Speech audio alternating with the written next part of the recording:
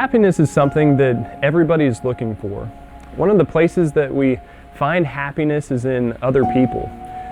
You look at what people do you surround yourself with, your family, people from work, or friends in social settings. One of the difficulties is finding people that are looking out for your best interest and that you can develop a deeper relationship with. The Bible gives us examples of how to treat the people around us. Some of those things are to be kind to our fellow man, to be uplifting, to be giving, and most of all, to love one another. And in that meaning that we want what is best for one another. In Luke chapter 2, we find a 12-year-old Jesus reasoning with the teachers in the temple, and that they were astonished. He could have spent his whole ministry talking to the government and spiritual leaders.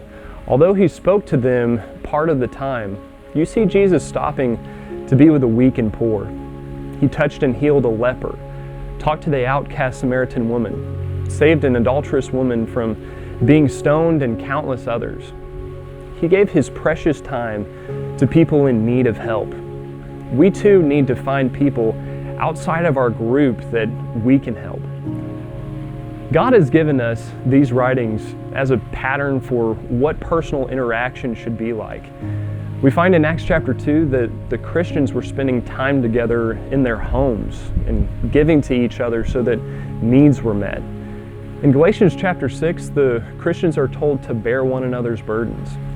How are we to know each other's needs or burdens if we only are around them for a few minutes once a week? The blessing of being with a group of Christians is the amount of love and care that they show to each other and to visitors. We don't shy away from strangers, but spend our time getting to know them.